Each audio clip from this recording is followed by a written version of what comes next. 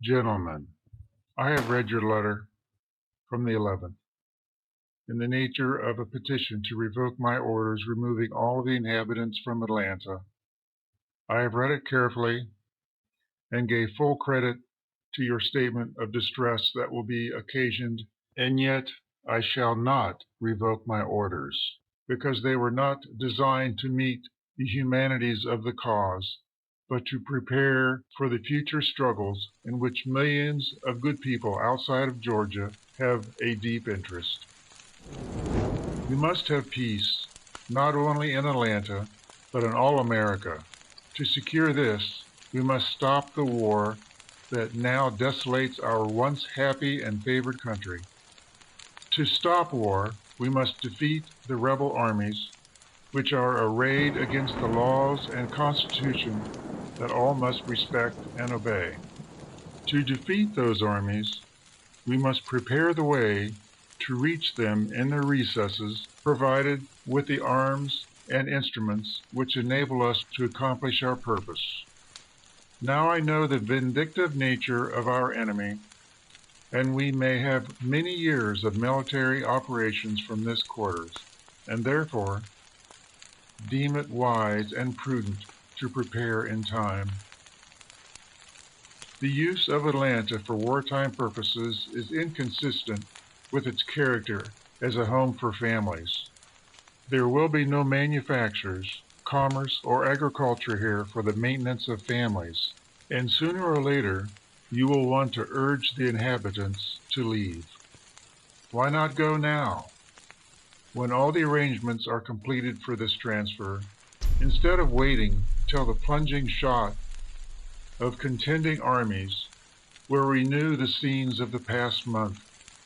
Of course, I do not apprehend any such things at this moment, but you do not suppose this army will be here until the war is over. I cannot discuss this subject with your family, because I cannot impart to you what we propose to do, but I assert that our military plans make it necessary for the inhabitants to go away, and I can only renew my offer of services to make their exodus in any direction as easy and comfortable as possible. You cannot qualify war in harsher terms than I will. War is cruelty, and you cannot refine it. And those who brought war into this country deserve all the curses and maledictions that people can pour out. I know I had no hand in making this war, and I know I will make more sacrifices today than any of you to secure the peace. But you cannot have peace and a division in our war at the same time. If the United States submits to a division now, it will not stop, but will soon go on until we reap the same fate as Mexico, which is eternal war.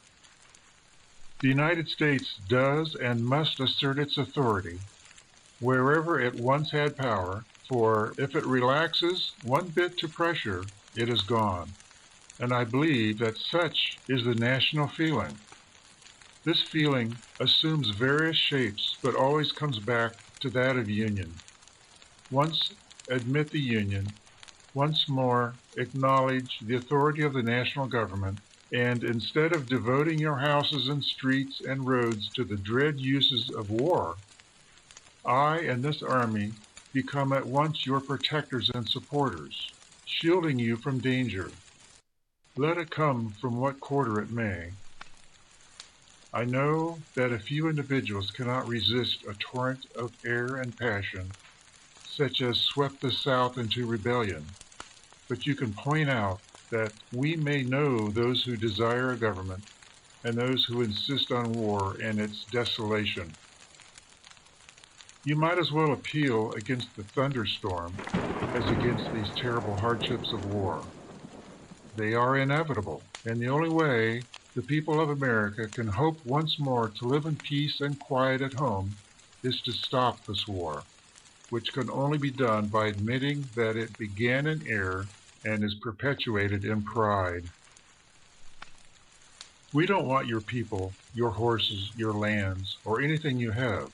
But we do want and will have a just obedience to the laws of the United States that we will have, and if it involves the destruction of your city, we cannot help it.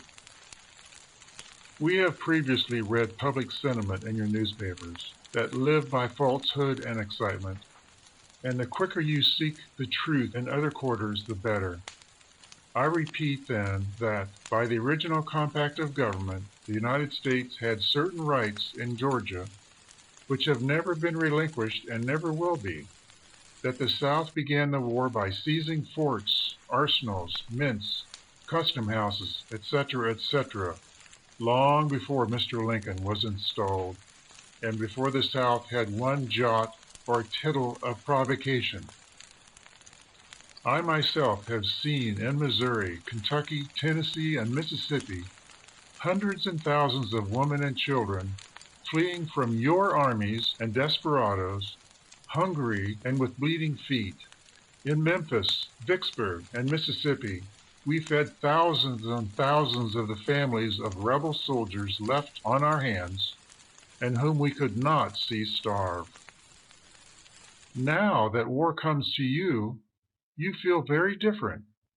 You deprecate its horrors, but did not feel them when you sent carloads of soldiers and ammunitions to carry war into Kentucky and Tennessee, to desolate the homes of hundreds and thousands of good people who only asked to live in peace at their old homes and under the government of their inheritance. But these comparisons are idle. I want peace, and believe it can only be reached through one union and this war.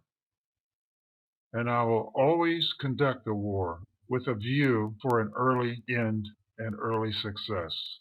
But my dear sirs, when peace does come, you may call on me for anything. Then I will share with you the last cracker and watch with you to shield your homes and families against danger from every quarter. But now you must go, and take with you the old and feeble.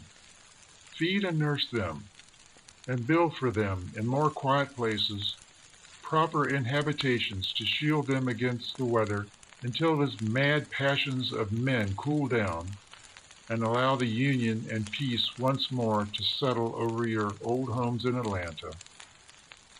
Yours in haste, W.T. Sherman, Major General, Commanding.